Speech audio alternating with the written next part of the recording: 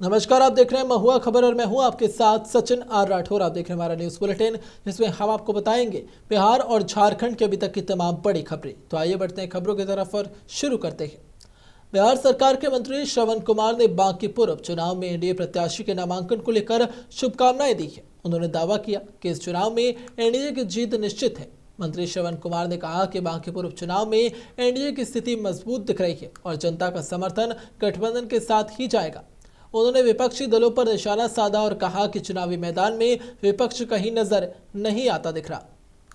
देखिए, जब तक नॉमिनेशन का डेट खत्म नहीं हो जाता है तब तक उम्मीदवार नामांकन करते रहते हैं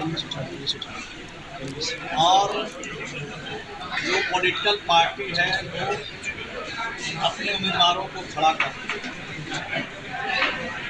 जब चुनाव के मैदान में जब जाएंगे तब जनता के बीच में जाएंगे, जनता का आशीर्वाद प्यार। भरत भूषण तिवारी एनकाउंटर मामले की न्यायिक जांच अब महत्वपूर्ण चरण में पहुंच चुकी है। आज आरा में गठित न्यायिक जांच आयोग के समक्ष भरत भूषण तिवारी की भाभी सुमन देवी सहित 2 अन्य लोगों की गवाही दर्ज की जा रही है। आपको बता दें कि रिटायर्ड जज विनोद कुमार सिन्हा की अध्यक्षता में आयोग पूरे मामले की सुनवाई कर रहा है और साथ ही सुनवाई के दौरान आयोग कार्यालय के बाहर सुरक्षा के कड़े इंतजाम किए गए हैं। सुरक्षा कारणों से पत्रकारों को परिसर के भीतर प्रवेश की अनुमति नहीं दी गई है। इससे पहले भरत भूषण तिवारी के माता पिता भी आयोग के समक्ष अपना बयान दर्ज करा चुके हैं। अब जांच का दायरा लगातार आगे बढ़ रहा है और साथ ही गवाहों के बयानों को महत्वपूर्ण माना जा रहा है। ऐसे में कई सवाल भी सामने आ रहे हैं। क्या आज की गवाही से एनकाउंटर की परिस्थितियों पर नई रोशनी पड़ पाएगी? क्या गवाहों के बयान जांच की दिशा बदल सकते हैं? क्या आयोग सभी पक्षों के बयान और उपलब्ध साक्ष्यों के आधार पर निष्पक्ष निष्कर्ष तक पहुंचेगा? और इन सवालों के जवाब आयोग की आगामी सुनवाई और अंतिम रिपोर्ट के बाद ही सामने आ सकेंगी। आपको बता दें कि लगातार इस सवाल उठते सामने नजर आ रहे हैं कि कैसे अब इन बयानों के आधार पर आके ये उम्मीद जताई जा रही है कि कैसे कुछ चीज़ें सामने आ सकती हैं। आज उनकी भाभी और साथ ही जो माता पिता की तरफ से बयान सामने आएंगे उन्हें वहां पर लिया जाएगा और साथ ही चीज़ें सामने आएंगी। आपको बता दें कि इस खबर पर ज़्यादा जानकारी के लिए हमारे साथ संजीव श्रीवास्तव हमारे संवाददाता हमारे साथ जुड़ चुके हैं। उनसे ज़्यादा जानकारी लेंगे और इस खबर के बारे में जानेंगे। जी संजीव जी, ये बताइए इस खबर पर क्या कुछ जानकारी सामने आ रही है? देखिए सचिन, जिस तरह से भरत भूषण तिवारी जो मामला चल रहा है उसमें जो है पहले ही माता पिता के जो है गवाह ले लिए गए हैं, बयान यहाँ दर्ज करा दिए गए हैं और अभी हम आपको कैमरे की नजर से दिखा रहे हैं। जिस तरह से आप देख सकते हैं कि यही न्यायिक जांच आयोग का कार्यालय है जिसके भीतर गवाही चल रही है। अभी उनकी भाभी पहुंची हुई है, उनका चल रहा है अभी गवाही और देवैया से जो लोग पहुंचे हुए हैं उनकी गवाही चल रही है। तो सीधे तौर पर अगर देखा जाए, क्योंकि पत्रकारों को कैंपस के अंदर जाने की इजाजत नहीं है, इसलिए हमको ये तस्वीरें जो है यहाँ से दिखाई पड़ रही है। सीधे तौर पर वहाँ पर पुलिसकर्मी खड़े हैं, पुलिसकर्मी खड़े हैं और तमाम लोग जो है जिस तरह से आ रहे हैं जा रहे हैं पुलिसकर्मियों को। और देखा जाए तो पूरे भीतर चार से वन व्यवस्था की गई। सीधे तौर पर अगर देखा जाए तो भरत भूषण तिवारी जो मामला है वो धीरे धीरे रफ्तार पकड़ रहा है और न्यायिक जांच प्रक्रिया जो है वो धीरे धीरे आगे बढ़ रही है, लेकिन अब इसमें तेजी भी आने लगी है। सीधे सच बता दें आपको कि के बाद में गवाहियों का प्रक्रिया शुरू हुआ है, क्योंकि न्यायालय में भी व्यवहार न्यायालय आ रखा है, वहाँ भी उनके माता पिता का जो बयान दे हुआ था और उसके बाद जो है सीधे तौर पर स्थिति ये है कि यहाँ पर स्थिति आप समझ लीजिए कि लोग जो हैं रिजल्ट जानने के साथ रिजल्ट लाने की तरफ, लेकिन यहाँ जो है भरत भूषण तिवारी का जो जंतर मंतर पर वहाँ पर हमारे कंगन जो भाई है भरत भूषण तिवारी के, उनसे बातचीत हुई तो सीधे तौर पर उन्होंने कहा कि हम जंतर मंतर पर थे यहाँ पे और उसके बाद हम बिहार के लिए निकल रहे हैं। उनका भी गवाही होना है, लेकिन हो सकता है कि आज उनका नहीं हो, बाद में हो। लेकिन अभी स्थिति वही है कि अब गवाही का सिलसिला अब शुरू हो चुका है और अभी समय लगेगा फैसला आने में, लेकिन जो बातें हो रही हैं हमारी उनके सज्जनों से तो साफ तौर पर कह रहे हैं कभी भी हमें न्याय की अभी है, लगता है कि न्याय मिलेगा। और वो जो जिन्होंने गोली मारी है उनको फांसी की सजा की मांग कर रही है। सीधे तौर पर जब उनकी भाभी निकलेंगी तो क्या कह रही है वो तो बात की बात है, लेकिन अभी जो है बयान चल रहा है जो है वहाँ पे भाभी का जो है बयान कराया जा रहा है। बिल्कुल संजय जी, जैसा कि आपने बताया कि सबके बयान लिए गए हैं और साथ ही उम्मीद भी है, तो जो भरत भूषण तिवारी है उनके परिवार में अब क्या कुछ नई उम्मीद जागी है और क्या उन्हें लग रहा है कि अब क्या उन्हें न्याय मिल पाएगा, और जो लगातार प्रक्रिया आगे बढ़ रही है उस पर क्या कुछ उनकी तरफ से बातें सामने आ रही है? सीधे तौर पर अगर देखें तो जो कांड हुआ वो बहुत बड़ा कांड है और इसको लेकर पूरा देश में आंदोलन हो रहे हैं और जो न्यायालय पर की बात आ रही है, इन लोगों का साफ तौर पर कहना है कि हमें न्याय मिलेगा, जरूर मिलेगा, क्योंकि रिटायर्ड जज जो है गवाही ले रहे हैं, सब देख रहे हैं, जो भी है रिटायर्ड जज अपना करवा रहे हैं। तो सीधे तौर पर अब देखिए तो यहाँ पे देखा जाए तो उनके परिवार न्याय की आस में है और उनको यही कहना है उनका कि मिलेगा, देरी होगी लेकिन न्याय मिलेगा। बिल्कुल संजय जी, आपका बहुत बहुत धन्यवाद, आपने दी जानकारी दी। आगे कोई अपडेट आएगा आपसे फिर से जुड़ेंगे और ज़्यादा जानकारी लेंगे। तो जैसा कि आपने देखा कि लगातार बताया गया कि पहले भरत भूषण तिवारी के जो माता पिता हैं उनसे बयान दर्ज कराए गए थे, आज उनकी भाभी वहाँ पहुंची है और साथ ही जो लगातार उनके परिजन हैं वो वहाँ पर बयान देने पहुंचे। लगातार जो उनका परिवार है उसमें एक उम्मीद जागी है कि अब जैसे जैसे चीज़ें आगे बढ़ रही हैं अब उनके बेटे को न्याय मिल पाएगा। अब बढ़ते हैं अगली खबर की तरफ कि राजकीय श्रावणी मेला 2026 को लेकर देवघर सदर अस्पताल की तैयारियों का जायजा लेने स्वास्थ्य मंत्री डॉक्टर इरफान अंसारी ने औचक निरीक्षण किया। आपको बता दें कि मंत्री ने अस्पताल के विभिन्न वार्डों का निरीक्षण किया और साथ ही मरीजों से बातचीत कर स्वास्थ्य सुविधाओं की जानकारी भी ली। आपको बता दें कि निरीक्षण के बाद स्वास्थ्य मंत्री ने अस्पताल की व्यवस्थाओं पर संतोष जताया है और साथ ही उन्होंने कहा कि श्रावणी मेला के दौरान श्रद्धालुओं को बेहतर इलाज उपलब्ध कराने के लिए स्वास्थ्य विभाग पूरी तरीके से तैयार नजर आ रहा है। डॉक्टरों की कमी दूर करने के लिए अन्य जिलों से चिकित्सकों की प्रतिनियुक्ति की जाएगी और साथ ही मंत्री ने बताया कि मेले के दौरान अतिरिक्त स्वास्थ्य केंद्र, एम्बुलेंस, आधुनिक स्क्रीनिंग और साथ ही आपातकालीन चिकित्सा सुविधाओं को उपलब्ध कराया जाएगा।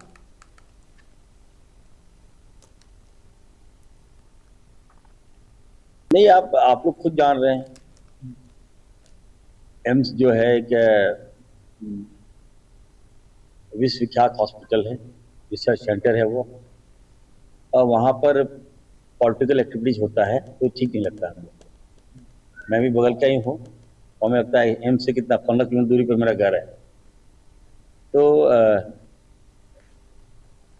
हॉस्पिटल का काम लोगों का जान बचाना है।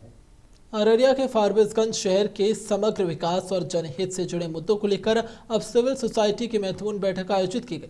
बैठक में शहर के व्यवसायियों, सामाजिक कार्यकर्ताओं और गणमान्य लोगों ने भाग लिया। मुख्य अतिथि के रूप में वहां पर अररिया सांसद प्रदीप सिंह मौजूद दिखे। बैठक में शहर की प्रमुख समस्याओं पर विस्तार से चर्चा की गई और लोगों ने रेलवे सुविधाओं के विस्तार, जल जमाव और बढ़ते ट्रैफिक जाम की समस्या को प्रमुखता से उठाया। रेलवे सुविधाओं को लेकर वहां पर जोगबनी कोलकाता एक्सप्रेस के प्रतिदिन परिचालन, जोगबनी से सिलीगुड़ी तक पैसेंजर ट्रेन चलाने और जोगबनी रेलवे स्टेशन पर निर्माणाधीन वॉशिंग पिट का कार्य जल्द पूरा कराने की मांग की। सिविल सोसाइटी और व्यवसायियों ने सांसद से इन मांगों को प्राथमिकता के आधार पर पूरा करने का आग्रह भी किया। सांसद प्रदीप सिंह ने सभी समस्याओं को गंभीरता से लेते हुए रेलवे मंत्रालय और संबंधित विभागों से समन्वय कर समाधान का भरोसा दिया। उन्होंने कहा कि फारबिसगंज का विकास उनकी प्राथमिकता है और सड़क, रेलवे, आधारभूत संरचना सहित नागरिक सुविधाओं को बेहतर बनाने के लिए लगातार प्रयास किए जाएंगे। सिविल सोसाइटी के जितने सदस्य आज पहली बार, ये मैं अपने आप को भाग्यशाली समझता हूँ कि आपने मुझे याद किया। और ये पार्टी का अलग अलग विचारधारा का लोग हो सकते हैं, मैं जानता हूँ कौन किस पार्टी से रिलेटेड है, कहाँ है, नहीं, ये सब पता है। लेकिन मैं कभी भी जो वोट देता है उनका भी, जो नहीं देता है उनका भी उतना ही सम्मान। मेरे दरवाजा से कोई खाली नहीं आता, ये मेरा अपना तरीका है काम करने। इसलिए मित्रों, आज बुलाया आपको, इसलिए धन्यवाद, आप सबका बहुत बहुत अभिनंदन। देखिए, आज मेरे निज निवास में बने सभागार में सांसद जी आए थे और सिविल सोसाइटी फारबिसगंज द्वारा बहुत अहम बैठक रखी गई थी, जिसमें शहर से संबंधित ऐसे तो कई समस्याएं हैं, लेकिन प्रमुखता रेल से संबंधित जो समस्याएं हैं उनको सांसद जी के आगे रखा गया। चाहे वो चितपुर एक्सप्रेस को प्रतिदिन करने की बात हो या सिलीगुड़ी के लिए ट्रेन हो गलगलिया होते हुए, अररिया गलगलिया होते हुए, या फिर वो पिट की बात हो, जोगबनी पिट की बात हो, सभी मुद्दों पर उनका ध्यान आकर्षित किया गया कि आप जिस तरह से प्रमुखता से बातों को रखते आए हैं, इस बार भी मानसून सत्र में बड़ी प्रमुखता से। धनबाद के जामाडोबा बड़की टांग चितपुर रोड पर रविवार देर शाम अचानक से हुए भू धसान से इलाके में दहशत फैल गई। तेज आवाज के साथ सड़क किनारे बड़ा खौफ बन गया, जिससे कि आसपास के लोगों में भय का माहौल बन गया। सोमवार को स्थिति जस की तस बनी रही। फिलहाल प्रशासन की ओर से केवल बैरिकेडिंग कर लोगों की आवाजाही सीमित कर दी गई है, लेकिन अब तक कोई जिम्मेदार अधिकारी या तकनीकी टीम मौके पर जांच के लिए नहीं पहुंची। सारे लोगों का कहना है कि वहां पर खौफ लगातार बढ़ता जा रहा है और इस मार्ग पर प्रतिदिन हजारों लोग और वाहन गुजरते हैं।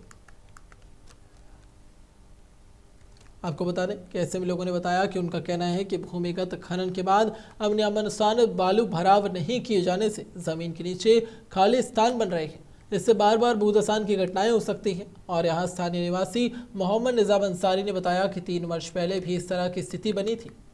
यहाँ पे जो है हमारे बगल में ये गोप हुआ है, आज से 3 साल पहले भी हुआ था 2023 में। टाटा कंपनी की लापरवाही है, लिखा पोती कर करके और उसके बाद चले गए। आज फिर उसी जगह पर फिर दोबारा जो है तो ये गोप हो गया।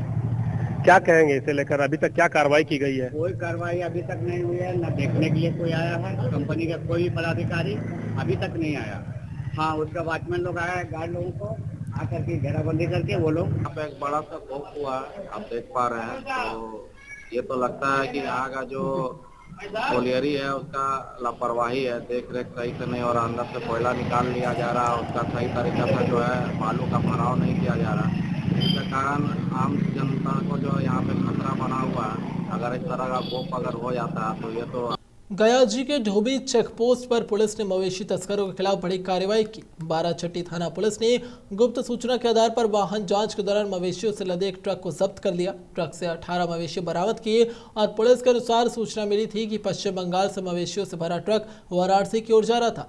इसके बाद डोबी चेकपोस्ट पर जांच अभियान चलाया गया और इस दौरान एक संदिग्ध ट्रक को रोककर तलाशी ली गई। इससे मवेशी पाए गए और कार्रवाई के दौरान ट्रक चालक पुलिस की देखकर मौके से फरार हो गया, जबकि उपचालक को गिरफ्तार कर लिया गया। कोलकाता से कहाँ लेकर जाओगे? तू सब क्या कर रहा है? देखा जाएगा। क्या बोलते हैं, बनारस। गाड़ी कौन चला रहा था? गाड़ी ड्राइवर चला रहा था। क्या नाम है उसका? मिकाई। कहाँ का है वो? बर्धमान डिस्ट्रिक्ट का है। गाड़ी कहाँ का है? बीरभूम का है। ये बताओ, ये जानवर किस लिए ले जाया जा रहा है? वो तो मेरे को मालूम नहीं है सर। कब से जानवर में गाड़ी चल रही है? ये तो अब से हम अभी एक पहले लूट किया था। कितने संख्या में जानवर है इसमें? 18 को। कहाँ पहुँचाना, किस प्रॉपर लोकेशन पे पहुँचाना था? मेरे को सर पता नहीं है, हम अब पहले बार टिप आया है। पहली बार? हम खलासी आदमी है। तुम कहाँ से हो? हम उधर से है। उधर कहाँ? बर्धमान से। कितनी की संख्या में जानवर बताए? 18 को। कौन सा जानवर है? भैंस है। भैंस है। कोलकाता से। धनबाद के झरिया थाना क्षेत्र स्थित कतरास मोड़ पर रविवार देर शाम पुलिस पेट्रोलिंग टीम पर उपद्रवियों ने पथराव कर दिया। घटना उस समय हुई जब पुलिस शराब दुकान के पास हंगामा कर रहे शराबियों और असामाजिक तत्वों को हटाने पहुंची थी। पुलिस कार्रवाई का विरोध करते हुए उपद्रवियों ने वहां पुलिस जीप पर जमकर पथराव किया, जिससे वाहन का अगला शीशा टूट गया। इसके साथ ही 2 सुतली बम भी फेंके गए, जिससे इलाके में अफरा तफरी का माहौल बन गया। हालांकि इस घटना में किसी पुलिसकर्मी के घायल होने की सूचना नहीं मिली। आपको बता दें कि यहाँ सीसीटीवी फुटेज के आधार पर आरोपियों की पहचान लगातार जारी है और ये पता लगाने की कोशिश की जा रही है कि पूरा हमला किसने किया और साथ ही कैसे ये चीज़ें अब आगे पता लगाई जाएंगी। धनबाद में मानसून की पहली बारिश ने ही नगर निगम और रेलवे प्रशासन की तैयारियों की पोल खोल दी। धनबाद रेलवे स्टेशन के दक्षिणी छोर की मुख्य सड़क पर भारी जलभराव और गंदगी जमा होने से लोगों को भारी परेशानी का सामना करना पड़ा। सड़क कीचड़ और बदबू से भर गई है। इससे राहगीरों के साथ साथ अब स्थानीय दुकानदारों और निवासियों में भी नाराजगी जाहिर है। लोगों का कहना है कि जलभराव और गंदगी के कारण वहां पर संक्रामक बीमारियों का खतरा बढ़ गया है। शिकायत मिलने पर धनबाद के पूर्व मेयर चंद्रशेखर अग्रवाल ने पुराना बाजार क्षेत्र का निरीक्षण किया और सड़क की बदहाल स्थिति पर चिंता भी जताई। प्रतिनिधि का दोष देंगे, यहाँ सिर्फ समय रहता है, खाली वोटिंग करने का टाइम रहता है तो उस टाइम अपना ताकत और जोर लगाते हैं, खाली हाथ जोड़ने आते हैं। जो पब्लिक का जो दिक्कत होता है वो देखने नहीं आते हैं। यहाँ का प्रतिनिधि एकदम ही खाली वोट का टाइम पे ही नजर आते हैं, ऐसे अंदर नजर नहीं आएंगे वो। कोई नहीं देखने वाले हैं। जब उनको वोट चाहिए तो हर एक गली हर एक मोहल्ला में दौड़ दौड़ कर आएंगे, वो हाथ जोड़ेंगे। पानी का नाली जाम हुआ है पूरा, बढ़िया पूरा कचरा का पूरा नाली जाम है पूरा। हाँ, शिकायत तो बहुत बार किया, नगर निगम को बोला कि रेलवे सरकार को बोला गया, किसी कान में कोई जान नहीं रहा, किसी कान में कोई नहीं। पूरा महकता भी होगा आप पूरा महकता, जब आदमी पार जाना आना जाना पार में बंद हो गया, ग्राहक भी आना पूरे बंद। देखिए, अभी यहाँ पे 4 लेयर के जनप्रतिनिधि हैं। पार्षद महोदय हैं, विधायक महोदय हैं, मेयर महोदय हैं और एमपी साहब हैं। और मुझे लगता है कि सबके सब इस जगह से गुजरते हैं और ये किन्हीं के आंखों से ओझल होने वाली जगह नहीं है, क्योंकि ये मुख्य जगह है और मुख्य सड़क। खबरों का सिलसिला यूं ही जारी रहेगा, लेकिन देखते रहिए महुआ खबर।